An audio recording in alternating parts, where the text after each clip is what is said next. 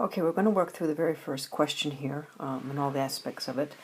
So the very first thing here, we've got the function of x3 minus 2x squared plus x, and they want us to write down the derivative of f of x with respect to x. So we'll just do that. So f prime x, if you want to write it in that notation, is equal to, and we're going to have 3x squared minus 4x plus 1. So that's the derivative. It's very simple. Now, stating the stationary points. Now, if you look on the graph, you can see the stationary points,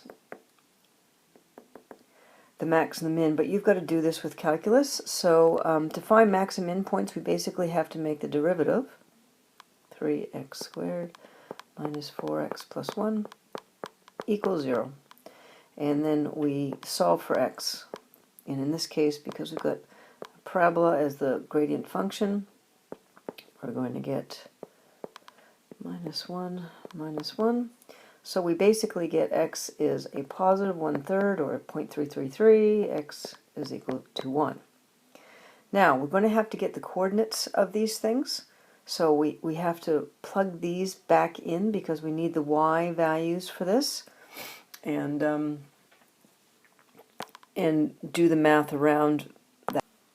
I'm not going to do all the math around this here, but you can stick these values in again, and you'll have to stick them in to get the y values. You'll have to stick them in to the original function to get your points that are your max and your min for these various things. Now, it doesn't say anything about the nature of these points, only that you have to find the stationary points.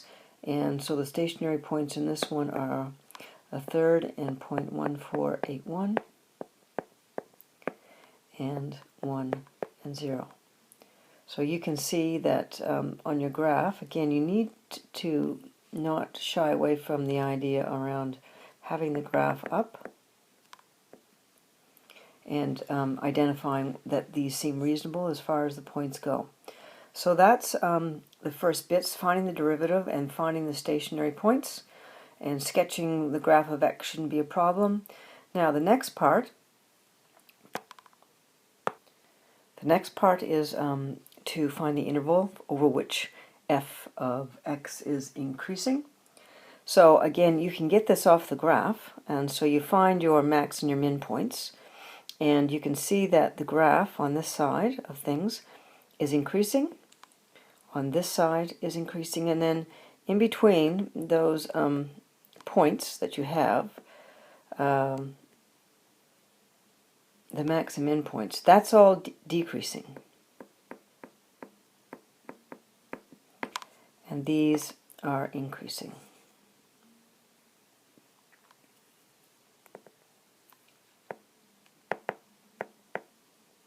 Come on. Doesn't like working on this. But anyway, you get the idea that these things here are, both these ears of the graph are increasing. So if you've got that done, and you know that that's where it's increasing, you can also get it off the gradient function. Then you just simply say, okay, well, on the other side of this point here, x is going to be less than 1/3, and on this other,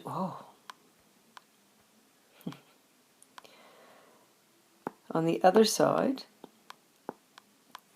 of this point here, x is greater than, and what did we say the minimum point was? 1. So that's when it's increasing.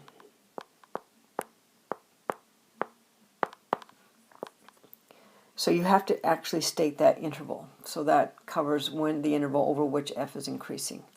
Now, the next thing is to find the slope of the tangent to the graph of f of x at the point -1 and -4.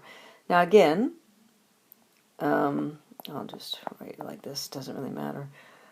We got 3x squared minus 4x plus 1 is our gradient function. Now, to find the slope of the tangent, basically the slope of the tangent, or the gradient, is at the point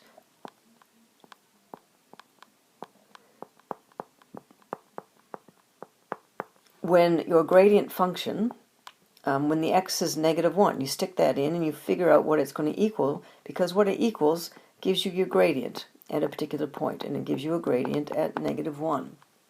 So we stick that in, we go 3, that's going to give us 3 times, that's 3 plus 4 plus 1, which is 8.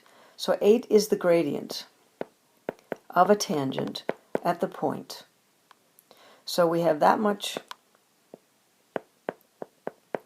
of the equation of the tangent. Now they want us in the next part is to find the equation of the tangent line at -1 and -4. So when we do that, what we have to do is take that point and stuff it in for the x and the y, so we can find the y-intercept for the equation and figure out what this is. So we stick in -4 is equal to 8 times -1 plus b.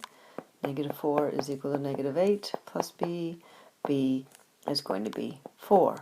So the equation for the tangent at the point -1, which is basically all the way over here, and you can see it goes down, but it's going to be y is equal to 8x plus 4. So that's how you find that, and that's basically all the workings for the first question.